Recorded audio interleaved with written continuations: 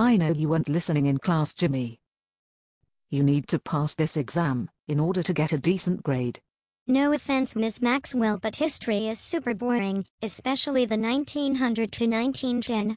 You could have picked a better decade. Boring? You really have a lot to learn, child. It's because of that decade that you have so much of the things you have now. Oh yeah, what's so interesting about 1900 to 1910 where men wore skirts? Well, picture this. The year was 1900. It was the evening of July 30th. Italy's king was brutally assassinated in retaliation for a labor revolt. Then in 1901 our president William McKinley was killed. I bet there was lots of blood. I could imagine. But shortly after, the world was blessed with a new invention.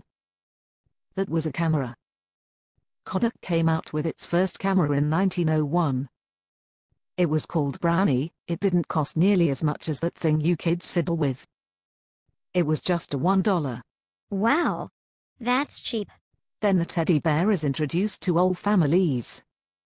It brought so much excitement. My sister has a teddy bear. I didn't know they were so old. What else was created back then? Well, the first movie came out in 1903.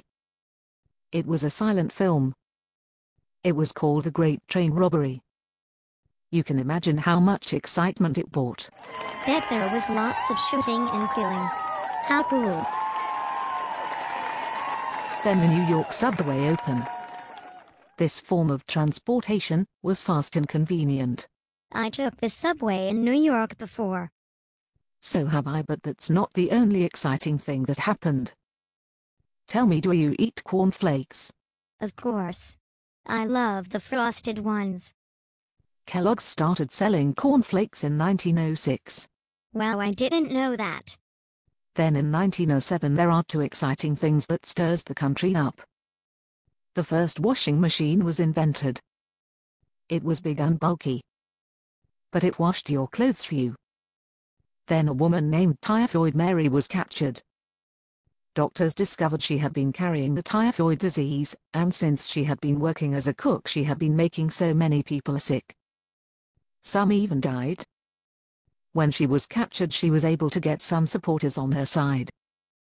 The government let her go and forbid her to work as a cook. But she disobeyed their order, and killed many people. The government this time captured her, and held her in quarantine for good.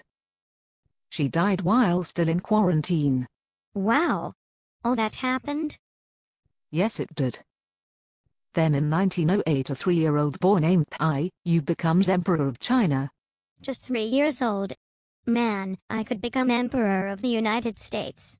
I'm older than he is. Whatever you say, Jimmy. Tell me, do you know what SOS means? Of course. Save our ship. That became the universal signal for distress in 1908. I didn't know that. You would have, if you listened in class. But 1909 was a really big year. The NARC was formed. If it was for them, Rosa Parks and Martin Luther King wouldn't have went so far. Later on, the geoplastic is invented, and Robert Peary is the first person to reach the North Pole. The North Pole. Cool. Were there any cars back then? In fact, there was. A year earlier in 1908 Ford came out with the Model T. It went fast, and it was attractively designed. People loved it. Only the rich could afford it. There were cars way before 1908, because in 1903 the government issued license plates to everyone with cars. So much cool stuff happened. I'm glad you see that. But you should be getting home. Your parents must be worried. Oh yeah, you have morning detention.